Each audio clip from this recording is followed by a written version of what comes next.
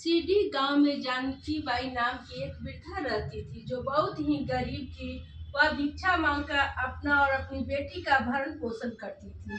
उसे हमेशा यह चिंता सताती रहती थी कि वह अपनी बेटी का विवाह कैसे करेगी, कहाँ से लाएगी इतना पैसा और कैसे ढूंढेगी उसके लिए एक अच्छा सा बर। जैसे जैसे दिन बीतता जा रहा था, उनकी चिंता भी बढ़ती जा रही थी। अब बेटी विवाह के योग्य हो गई थी, इसलिए उसने उनके लिए वर तलाशना शुरू किया। हालांकि न तो उनके पास अधिक धन था और न ही एक अच्छा सा मकान। वह गांव के बाहर एक झोपड़ी में रहती थी। एक दिन उसने अपनी बेटी के लिए एक वर ढूंढ ही लिया और उसने अपनी लड़की का विवाह तय कर दिया। उसने अपनी बेटी के विवाह के लिए थोड़ा सा धन एकत्र किया हुआ था, जिससे उनके बेटी के लिए आवश्यक जेवर बनवा दिए। वृद्धा जानकी बाई यह सोचकर बहुत खुश थी कि अब उनके सिर के से एक बड़ा बोझ उतर जाएगा। फिर उसे किसी प्रकार का कोई चिंता नहीं रहेगी। विवाह के 2 दिन बचे थे, इसलिए विवाह के लिए उसने आवश्यक सामान लाकर अपनी झोपड़ी में रख दिया और बेखबर होकर सो गई। जब सवेरे हुआ तो उनकी आंखें खुली तो उनके होश उड़ गए। उनकी झोपड़ी का पिछला हिस्सा टूटा हुआ था और सामान इधर उधर बिखरा पड़ा था। उसने जो जेवर अपनी बेटी के लिए बनवाए थे वे सब झोपड़ी से गायब थे। वह सिर पकड़ के वहाँ खड़ी थी और वह वहीं बैठ गई, जोर जोर से रोने लगी। उनके चीखने चिल्लाने की आवाज़ सुनकर गांव वाले वहां आ गए और उनसे रोने का कारण पूछने लगे।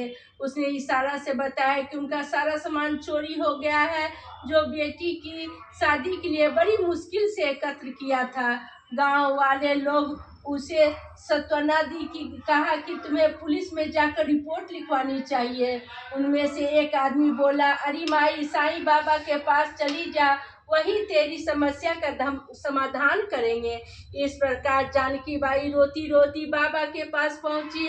उनके चरणों में गिरते हुए बोली, हे साईं, मुझ पर अपनी दया दिखाओ, मेरे से अन्याय हुआ है। बाबा उनकी बात सुनकर जोर जोर से हंसने लगे।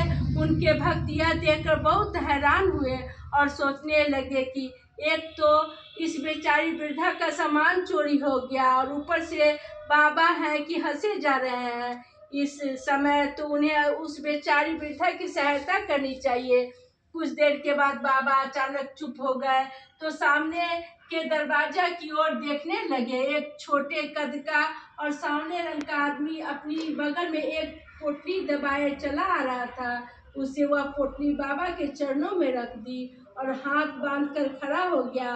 तभी बाबा क्रोधित स्वर में बोले, जा अब यहाँ से चला जा और आगे भविष्य में कभी ऐसा मत करना। बाबा की डांट फटकार सुनकर वह आदमी बाबा को प्रणाम कर वहां से चला गया। इसके बाद बाबा उस वृद्धा से बोले, ले माई, यह रहा तेरा सामान। जानकी बाई ने वह पोटली खोलकर देखी तो उनकी आंखें आश्चर्य से खुली की खुली रह गई। वह यह देखकर हैरान थी कि उनका सारा सामान सुरक्षित था। वह बाबा के गुणगान गाती हुई वहां से चली गई। इस प्रकार अगले दिन उनकी लड़की का विवाह बिना किसी अड़चन के संपन्न हो गया। बेटी के विवाह के बाद जानकी बाई बाबा की भक्त बन गई और अधिकतर समय में उनकी भक्ति में लीन रहती थी। इस तरह बाबा ने खोया हुआ सामान जानकी बाई को देकर अपना कर्तव्य पूरा किया। बाबा सबकी सहायता करते हैं। ओम साईं नाथाय नमः। ओम साईं।